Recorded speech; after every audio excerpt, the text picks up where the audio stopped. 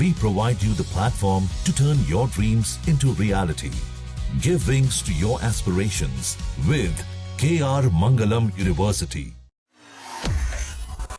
Iran, Israel, America युद्ध के बीच चीन और पाकिस्तान मिलकर वेस्ट एशिया यानी कि मध्य पूर्व के लिए शांति के लिए 5 सूत्रीय योजना पेश किया। तो ईरान युद्ध के बीच चीन पाक की एंट्री, बड़ी खबर आपको बता रहे हैं। चीन पाक के फॉर्मूले पर क्या बनेगी बात, ये बड़ा सवाल है। ईरान जंग पर ट्रंप का आखिर क्या प्लान है?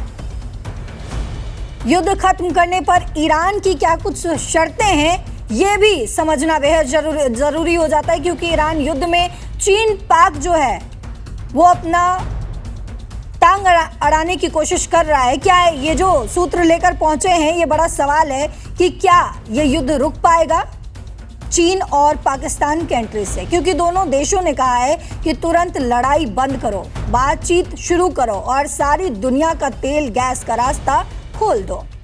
लेकिन क्या इनकी सिफारिश काम आएगी या फिर ये युद्ध यूं ही चलता रहेगा? समझते हैं इस रिपोर्ट से।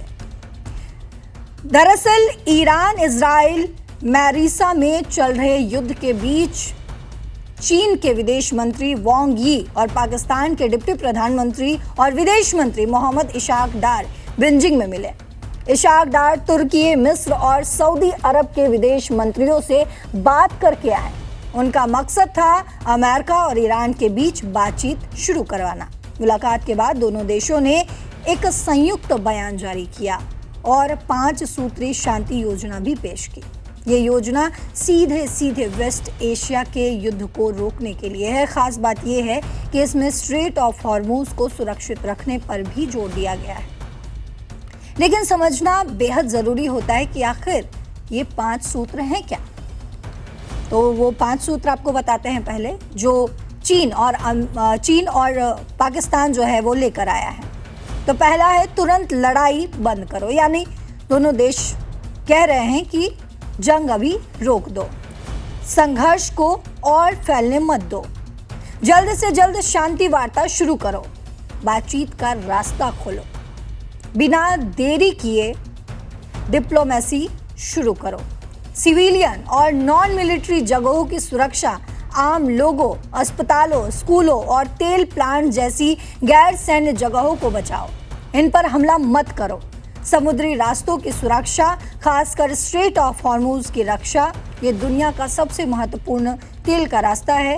ईरान ने अभी इस पर कंट्रोल कर रखा है। वहीं चीन और पाकिस्तान ये भी कह रहे हैं कि वहां फंसे जहाजों और क्रू मेंबर्स को सुरक्षित निकालो, सिविलियन और कमर्शियल जहाजों को तुरंत गुजरने दो, सामान्य नेविगेशन जल्दी बहाल करो, संयुक्त राष्ट्र चार्टर का सम्मान, सब कुछ यूएन चार्टर के तहत हो, शांति का फ्रेमवर्क संयुक्त राष्ट्र के अनुसार बनाओ। ये 5 सूत्र कोई नया आइडिया नहीं है, आपको बता दें। लेकिन चीन जैसे बड़े देश और पाकिस्तान जैसे करीबी सहयोगियों के साथ आने से इनकी अहमियत बढ़ सी गई है।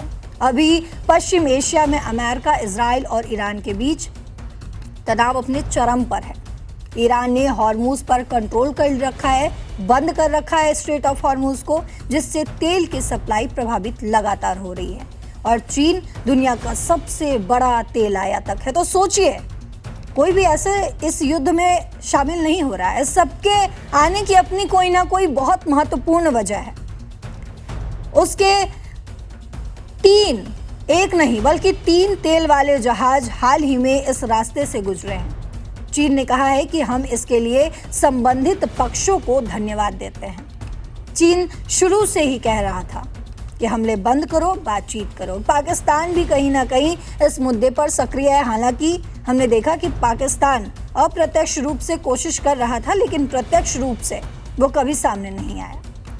इशाक डार ने आसपास के देशों से मिलकर अमेरिका ईरान डायलॉग की कोशिश की है। ये योजना किसी को दोषी ठहराने वाली नहीं है। इसमें ना अमेरिका का नाम है, ना इजराइल का नाम है। सिर्फ शांति और स्थिरता की बात की गई है। चीन का मकसद अपनी ऊर्जा सुरक्षा बचाना है, तो वहीं पाकिस्तान का मकसद क्षेत्रीय स्थिरता और डिप्लोमेसी में अपनी भूमिका बढ़ाना है। ये 5 सूत्री योजना अभी प्रस्ताव है, सिर्फ प्रस्ताव है। इसे स्वीकार करने वाले पक्षों पर निर्भर करता है, लेकिन चीन और पाकिस्तान जैसे देशों का एक साथ आना कई तरह के संदेश देती है। अगर ये योजना कामयाब हुई तो हॉर्मूज का रास्ता खुल सकता है, तेल की कीमतें स्थिर हो सकती हैं और लाखों लोगों की जान बच सकती है। लेकिन सवाल अब भी यही है कि क्या ये योजना असरदार साबित हो सकती है? क्योंकि आज हमने देखा, जैसे हमने शुरुआत में ही हमने अभी बात की, आपको बताया कि कियर स्टारमर ने साफ साफ इनकार कर दिया है, यानी कि ये युद्ध जो है वो लगातार फैलता जा रहा है। ये युद्ध रुकता हुआ नजर नहीं आ रहा किसी भी तरीके से। हालांकि डोनाल्ड ट्रंप ये बार बार कह रहे हैं कि अब ईरान के पास कुछ भी नहीं है, ईरान अब कुछ भी नहीं कर सकता, ईरान के पास सब खत्म हो चुका है और ये युद्ध जल्द ही समाप्त होगा। लेकिन क्या ये युद्ध समाप्त होगा, ये बड़ा सवाल बना हुआ है, क्योंकि बीते रात हमने देखा कि किस तरीके से ईरान पर हमले किए गए। बड़ा हमला किया गया। ईरान के परमाणु कार्यक्रम जहां होता है उसके पास 900 किलो का बम विस्फोट हुआ है।